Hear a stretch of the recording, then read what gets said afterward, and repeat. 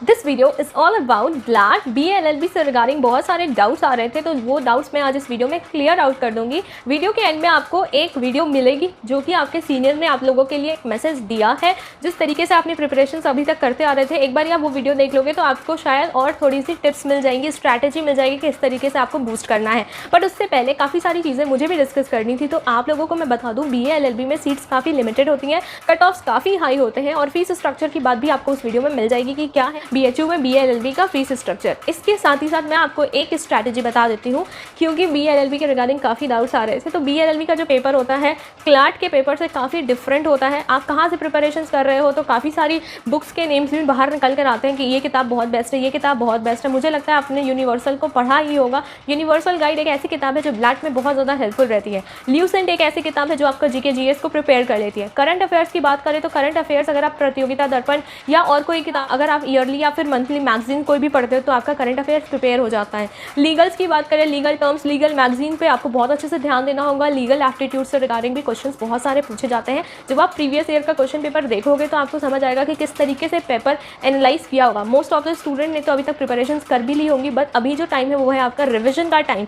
और अगर आपके पास कोई डाउट है ब्लैट से रिगार्डिंग कि दीदी ये चीज़ हमें इस टॉपिक को समझा दीजिए, ये टॉपिक समझ नहीं आता है, तो वो भी आप कमेंट सेक्शन में मेंशन कर सकते हैं। इंडियन पॉलिटी आपको बहुत अच्छे से प्रिपेयर करनी है, बहुत ही डीप नॉलेज होना चाहिए इंडियन पॉलिटी के रिगार्डिंग। साथ ही साथ रीजनिंग, मैथमेटिक्स आपको बहुत अच्छे से प्रिपरेशन करनी होगी। इसके बाद वर्बल एप्टीट्यूड पे भी बहुत अच्छे से ध्यान देना होगा। इंग्लिश लैंग्वेज जो भी आपका ग्रामर पोर्शन है, क्योंकि उससे भी रिलेटेड क्वेश्चंस देखने को मिलते हैं। सामने मैंने बहुत सारी चीज़ें मेंशन की है, लाइक अप्रॉक्स द सीट्स जो है आपकी 70 अप्रॉक्स या 60 अप्रॉक्स होती है। पेपर की मोड की बात कर लेते हो तो पेपर का मोड बाईलैंग्वेज होता है, इंग्लिश और हिंदी दोनों लैंग्वेज में होता है। इसके बाद आपको एक और चीज़ बता दूं कि कितने नंबर ऑफ क्वेश्चंस आपको देखने को मिल सकते हैं। तो जनरल अवेयरनेस जिसमें GK GS, जनरल नॉलेज और करंट अफेयर्स होगा, तो 30 to 35 क्वेश्चंस आपको देखने को मिल सकते हैं। ये मैंने एनालाइज किया है पूरे पेपर को। 30 to 35 क्वेश्चन आपके लीगल एप्टीट्यूड के रिगार्डिंग भी होंगे। 30 क्वेश्चन आपके इंग्लिश एप्टीट्यूड और इंग्लिश लैंग्वेज ग्रामर पोर्शन से रिलेटेड होंगे। इसके बाद रीजनिंग और मैथमेटिक्स का मिला दो, लॉजिकल रीजनिंग जिसको कहते हैं, उसमें आपके 20 क्वेश्चंस देखने को मिलते हैं। हिस्ट्री, जियोग्राफी, इंटरनेशनल ऑर्गेनाइजेशंस के बारे में करंट अफेयर्स पढ़ सकते हो। इसके बाद इंडियन पॉलिटी में मेनली आपको इंडियन कॉन्स्टिट्यूशन, ठीक है, लीगल टर्म्स पे ध्यान देना है, ठीक है। मैगजीन्स और मिसलिनियस पार्ट को अपना मेन इंपॉर्टेंस देना होगा। ये सब क्विक रिविजन्स की बात कर रहे हैं।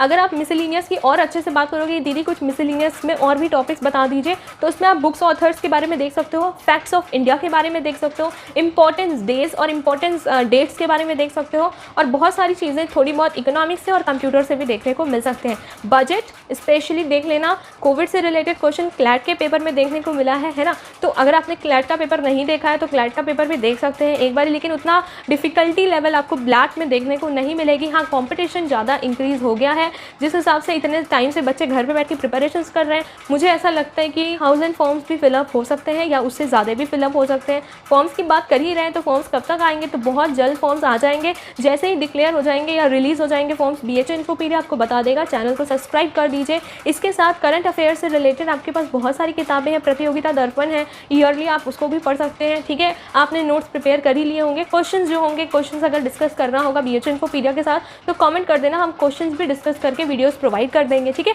इसके बाद लैंडमार्क जजमेंट वगैरह भी बहुत अच्छे से देख लेना, क्योंकि उससे भी रिलेटेड अमेंडमेंट्स और एक्ट से रिलेटेड भी क्वेश्चंस देखने को मिलेंगे। मैंने ओवरऑल व्यू दे दिया है आपके पेपर का, ठीक है। और एक्स्ट्रा डाउट हो तो कमेंट ज़रूर करना, चैनल को सब्सक्राइब भी कर देना, और इंस्टाग्राम, फेसबुक, टेलीग्राम पे BHU इन्फोपीडिया के आप कनेक्ट करके क्वेश्चंस पुट ऑन कर सकते हैं। BHU इन्फोपीडिया टेस्ट सीरीज़ लॉन्च कर रहा है BLLB की। आप वो टेस्ट सीरीज़ लेके अपनी प्रिपरेशंस को और ज़्यादा अच्छे से बढ़ा सकते हो, क्योंकि हमारी टेस्ट सीरीज़ जो है वो आपके पेपर पैटर्न पे बेस्ड है। और इस टेस्ट सीरीज़ को एक्सेस करने के लिए आप हमसे इंस्टाग्राम या टेलीग्राम पर मैसेज करके ले सकते हो एक लिंक। ये टेस्ट सीरीज़ आपको 3 टेस्ट सीरीज़ मिलेंगी, और ये टेस्ट सीरीज़ आपको PDF फॉर्म में मिलेगी, आपके पास सेव रहेंगी। आप उसको बाद में भी सॉल्व कर सकते हो, रिविजन कर सकते हो। टेस्ट सीरीज़ के साथ हम आपको आंसर की भी प्रोवाइड करेंगे। टेस्ट सीरीज़ से रिलेटेड जो भी डाउट हो आप हमसे इंस्टाग्राम या टेलीग्राम, जिसकी लिंक डिस्क्रिप्शन में है, वहाँ पे भी पूछ सकते हो, और टेस्ट सीरीज़ आपके लिए बहुत ज़्यादा हेल्पफुल रहेंगी। अब आप वो वीडियो पूरी देख लीजिएगा जो आपके सीनियर ने बनाई है, सिर्फ और सिर्फ ब्लैक स्टूडेंट्स के लिए। BHU BLLB 4th ईयर, आज मुझे BHU इन्फोपीडिया के थ्रू आप लोगों से इंटरेक्ट करने का मौका मिला, जिसमें मैं आपसे ब्लैक के बारे में और BHU लॉ फैकल्टी के बारे में डिस्कस करूँगा। जैसा कि आप जानते हैं कि करीब BHU BLLB जो इसका पेपर ब्लैक नाम से जाना जाता है, उसमें करीब 60 सीट्स हैं, और फॉर्म नंबर ऑफ़ एप्लीकेंट्स बहुत ज़्यादा हैं, तो कंपटीशन बहुत हाई है। तो अगर आप जनरल कैटेगरीज के हैं तो मिनिमम आप 300 मार्क्स आउट ऑफ 450 मान के चलिए, इतना मिनिमम आपको लाना ही है, क्योंकि लास्ट ईयर कट ऑफ बहुत हाई गई थी, तो 310 320 तक मुझे लगता है कि मिनिमम शायद जनरल का लास्ट गया था। तो इसलिए आपको मेरिट बहुत अच्छी लानी पड़ेगी, तभी सिलेक्शन हो सकता है, क्योंकि सीट्स बहुत कम है और कंपटीशन बहुत ज़्यादा है। और जैसा आप BHU-BLLB की फ़ीस के बारे में शायद जानते होंगे कि ईयरली फ़ीस है 60,000, और BHU-BLLB में जो हॉस्टल की कैपेसिटी है वो अप्रॉक्स 20 है। तो मतलब सिर्फ तो मेरिट आपकी अगर अच्छी रहेगी तभी आपको हॉस्टल मिल पाएगा, नहीं तो हॉस्टल नहीं मिल पाएगा, क्योंकि 60 लोग का सिलेक्शन होना है और हॉस्टल सिर्फ 20 लोगों को मिलना है। तो मेरिट उसमें आपको बहुत अच्छी चाहिए, तो इसलिए कोशिश करिएगा कि मेरिट बहुत अच्छी लाएँ ताकि हॉस्टल की आपको फैसिलिटी मिल पाए, क्योंकि हॉस्टल लॉ फैकल्टी के जस्ट पीछे है। तो अगर आप हॉस्टल मिलेगा तो आपके लिए बहुत चीज़ें ईजी हो जाएंगी, और बाहर रहने पे थोड़ा दिक्कत होगी आपको। तो इसलिए कोशिश करिए कि मेरिट अच्छी आए ताकि आपको हॉस्टल मिल पाए। और आप पूरी वीडियो देखिए ताकि आपको मैं ब्लाइट की स्ट्रैटेजी भी शेयर करने वाला हूँ, वो आप देख पाएँ। इंग्लिश का पेपर बहुत ईजी आता है, तो उसमें ज़्यादा आपको परेशान होने की ज़रूरत नहीं है। बस आप ये ध्यान रखिएगा कि जो टॉपिक्स पिछले पेपर्स में आए हैं, जैसे इडियम्स के क्वेश्चन पूछ लेते हैं, सिनोनिम्स आ जाते हैं, या प्रीपोजिशन से रिलेटेड क्वेश्चन आए हैं, तो इन सब टॉपिक्स पे ध्यान दें, और उन्हीं टॉपिक्स से स्पेसिफिक पढ़ के आपका इंग्लिश हो जाएगा। और फिर आई रीजनिंग की बात। तो जैसे इंग्लिश में मैंने कहा टॉपिक स्पेसिफिक पढ़ें, वैसे रीजनिंग में भी जिन टॉपिक्स से क्वेश्चंस प्रीवियस ईयर्स में आए हैं उन टॉपिक्स पे थोड़ा विशेष ध्यान दें, और उनकी प्रैक्टिस करें अच्छे से, और रीजनिंग भी आपका हो जाएगा। इंग्लिश और रीजनिंग दोनों ही बहुत ईजी आती है, तो उसमें कोई ज़्यादा प्रॉब्लम नहीं होनी चाहिए अगर आप अच्छे से आपकी तैयारी है तो। और फिर आया मैथ्स और रीजनिंग। करीब मैथ्स और रीजनिंग के अप्रॉक्स 30 to 35 क्वेश्चन आते हैं हर साल, और मैथ्स में भी वही कुछ स्पेसिफिक चैप्टर्स हैं जिनसे रिलेटेड क्वेश्चन आते हैं। जैसे आप प्रीवियस ईयर्स में देखेंगे तो आपको पता चल जाएगा। तो उसमें भी मैथ्स हुआ, रीजनिंग हुआ, इंग्लिश हुआ, इन सब पे आपको फोकस करना है, सिर्फ उन्हीं टॉपिक्स पे जिनसे related questions previous year questions में भी पूछे गए हैं।